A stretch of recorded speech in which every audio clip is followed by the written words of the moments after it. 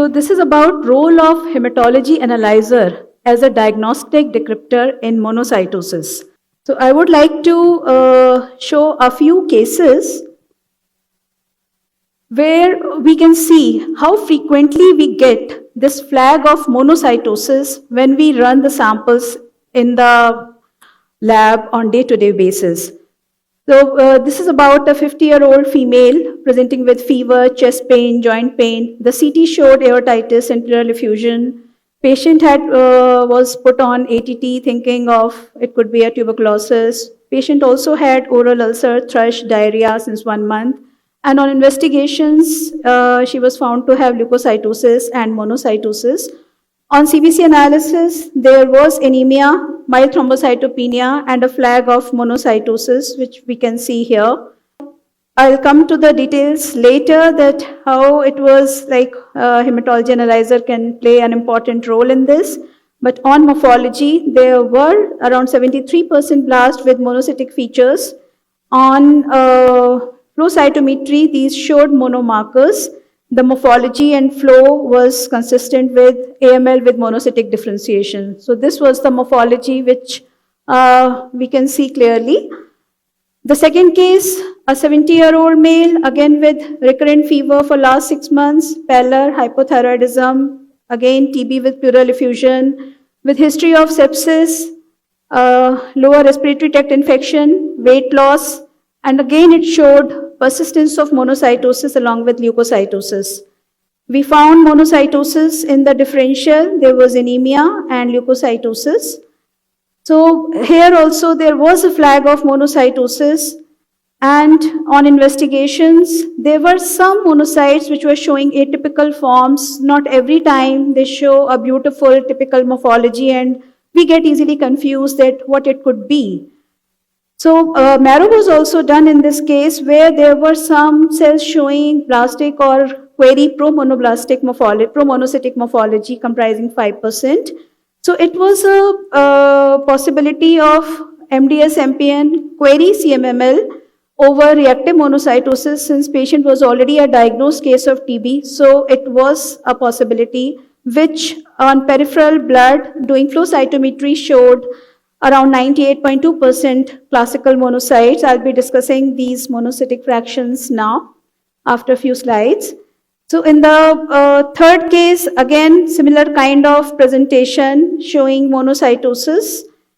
And here also we can see that there was presence of these monocytes in the peripheral blood, and later on the patient was diagnosed as tuberculosis. Another case, in fact, father of a clinician who's a close colleague. He presented with history of gallstone, persistence of monocytosis, and there was a concern that what could be these cells. When the CBC was done, there was thrombocytopenia in addition to monocytes, and when we investigated it further, it came to be reactive proliferation of monocyte. So we can see that in all these cases, monocytosis was a very common finding which was present in CBC analysis, and there being so many neoplastic and benign etiologies of monocytosis, it becomes very important to decide like how to go about it. And hematology analyzers being the first step, once the sample arrives in a lab, it can play a very important role in detecting how to diagnose whether these monocytes are actually neoplastic or they are just a benign proliferation because of a secondary cause. So as per the WHO, we know there has to be a criteria for absolute count more than 1000 per microliter, or monocytes being more than 10% of leukocytes presenting for showing persistence for more than 3 months. So this reactive monocytosis being a close differential of CMML, so it leads to a demand for the microscopic screening, and many a times it may not be really required and time consuming. A skilled personnel is required, and of course there is a cost involvement. And it is a serious concern in high volume laboratories, like how much time one has to spend on the peripheral blood examinations, peripheral blood smear examination. Coming to the differential diagnosis, as we know that there could be reactive and neoplastic proliferation, so there are these multiple causes which can cause transient proliferation or persistent being reactive. And in the neoplastic, it could be actually acute neoplasm or a chronic neoplasm. And there was a study published in 2018 by Schlinger et al. And this was a very important point highlighting the significance of these hemocytomorphometry, where CBC derived parameters using these analyzers were evaluated to assess these monocytosis and their importance. So they established a scoring system and utilized quantitative parameters which included monocyte count, the neutrophil monocyte ratio, and the structural parameter NEWX to distinguish chronic myelomonocytic leukemia from reactive monocytosis. So to highlight this, NEWX actually represents polymorphonuclear dispersion in terms of granularity, and it is a highly sensitive parameter to identify the coexistence of minimal granular neutrophils and the normal ones. It showed quite significant findings when it was challenging to make the diagnosis just based on morphological abnormalities. And it was more efficient than the flag detected by the analyzer at times. So as per this important study, it actually made us wiser in thinking that how can they play a role in helping us in differentiating a reactive diagnosis from such a neoplastic serious diagnosis. So using these three variables, a monodysplasia score was derived, which used NEWX, NEMO, and absolute monocyte value, and they found that a cutoff of 1.6, if it is more than that, with absolute monocyte count more than 1,000 and 10%, they being more than 10%, there is a microscopy which should be done to assess the dysplastic changes in all the lineages. And if the value is less than 0.16, this favors reactive monocytosis as they found by the analysis. So this was another article which came later in 2019, and this was a hierarchical approach in the diagnostic workflow of CMML, and there was a role of the score combined with flow cytometry to quantitate the monocyte subset. So Zhu et al., they also worked on it, and they associated these results with the flow cytometric findings.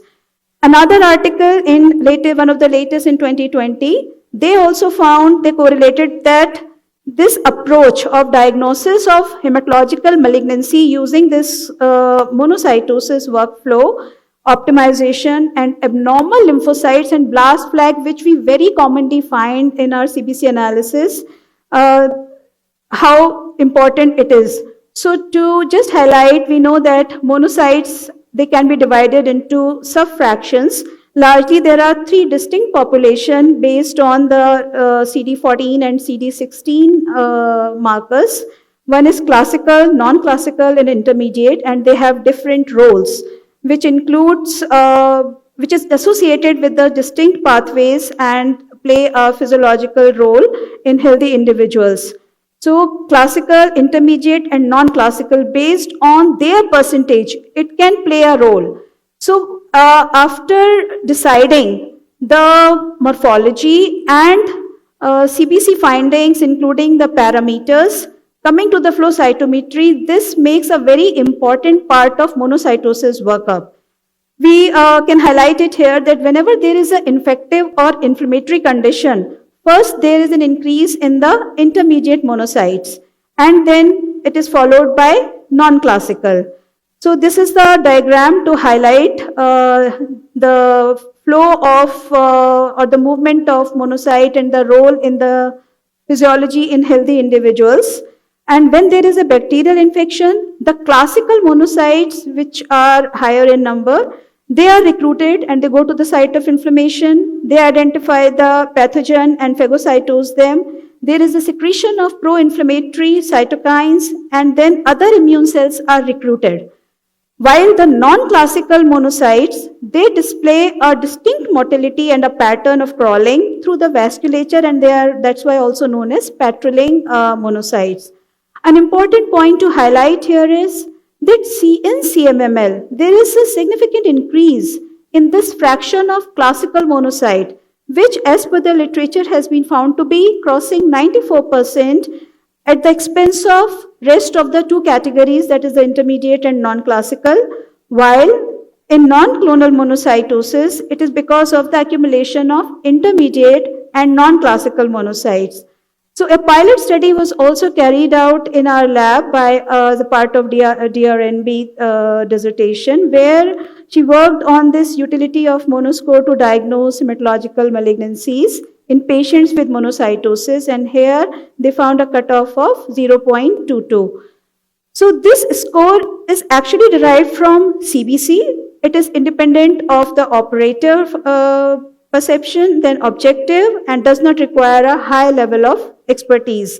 Because of the high negative predictive value in these cohorts, this monodysplasia or monoscore, the peripheral blood film review rate was found to be much lower, like from roughly 6 to 7% to 0.5% without compromising the sensitivity. And it can play a significant role in the early diagnosis of chronic myelomonocytic leukemia, and it can also prevent the consequences, which can be very serious, including the hemorrhage and the infection. So the progression into acute leukemia can also be avoided. So to summarize, there has been a long list of differential, which comprises reactive and non-reactive or neoplastic causes, and the workup requires integration of clinical profile. Of course, we cannot underestimate the history and clinical workup, laboratory data, morphology, and ancillary studies. And these newer parameters, once integrated in this monocytosis workup pattern, including absolute monocyte count, it can play a very significant role as a filter in reducing the peripheral blood smear reviewing to reach a conclusion without compromising the sensitivity in the workflow. As per recent publication, in cases with isolated monocytosis, the flow cytometry can add more value to the morphology in diagnosing these cases of CMML.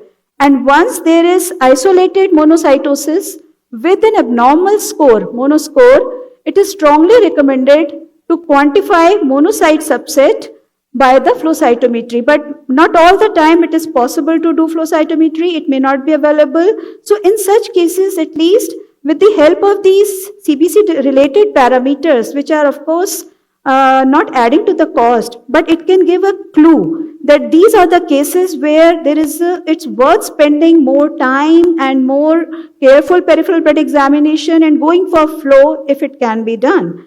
So to highlight a combination of monoscore, the morphology, and the flow cytometry, these cases can be detected, the CMML cases, as a blood-based diagnostic approach, avoiding invasive procedure like bone marrow to highlight dysplasia and all, in these cases with monocytosis. So these are the references, and I'll acknowledge my colleagues. Thank you so much. Dr. Amrita Saraf. Thank you. May I request Dr. Bireen if there are any questions? This is the parameter which the analyzer gives. So it is related to the granularity and the dispersion. So it's not something which, one can modify or one can assess. It's like a parameter which is based on its innate characteristics, which is there in the sample. And using this formula, if it is incorporated, it can help in assessing the score. It is something similar to that because it's based on the internal characteristics of the neutrophil.